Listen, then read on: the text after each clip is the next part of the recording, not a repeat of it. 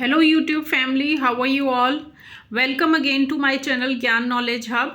So my 5th class children, in this video I'm going to share with you the summary or the story of the first poem of your book, Papa's Spectacles. So let us start the video, but before that, if you have not subscribed my channel, please subscribe it.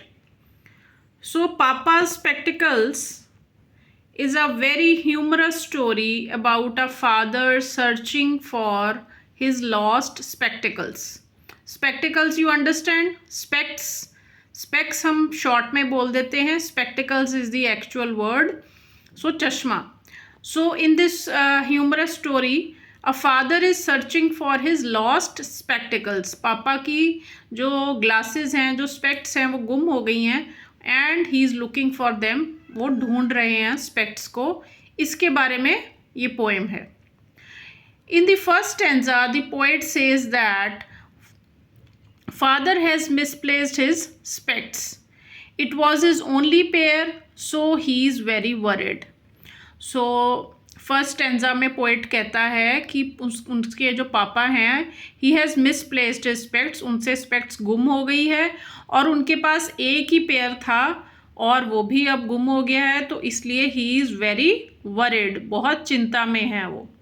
He is searching for his spectacles everywhere, हर जगह पे अपनी specs ढूंढ रहे हैं. In the second stanza the poet says that his father's day is greatly affected without his glasses.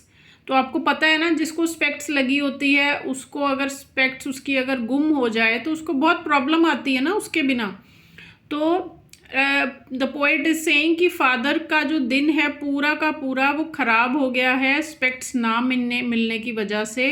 He can not read, watch television और even cut vegetables. तो जिनकी आईसाइट बहुत ज़्यादा वीक होती है ना, वो तो स्पेक्ट्स के बिना फिर कोई काम भी नहीं कर पाते हैं.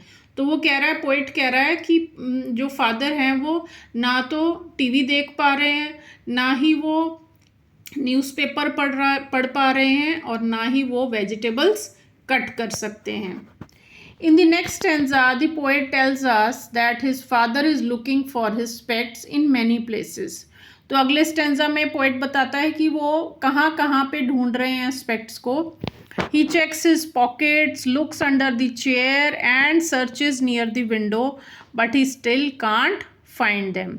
तो वो किन जगह पे ढूंढ रहे हैं? पॉकेट्स में, चेयर के नीचे और विंडो के पास, लेकिन वहाँ पे भी नहीं मिली उनको. In the next stanza, in the last stanza, the child notices something silly. The spectacles are on his father's head. तो क्या हुआ कि जो स्पेक्ट्स थी वो एक्चुअली पापा के हेड पे ही लगी हुई थी, सिर पे ही लगी हुई थी, and he was looking for them everywhere. तो बच्चे ने ऑब्जर्व किया कि स्पेक्ट्स तो पापा के हेड पे ही है, and this was something very silly. So this leads to a humorous conclusion. तो कंक्लूजन क्या निकला पोएम का कि स्पेक्ट्स तो हेड पे ही थी और पूरा घर छान मारा और नहीं मिली. तो this leads to a humorous conclusion. इससे हमें हंसी आती है ना कि कई बार क्या होता है, चीज़ हमारे बिल्कुल पास में होती है और हम उसको इधर उधर पूरे जगह पे ढूंढते रहते हैं.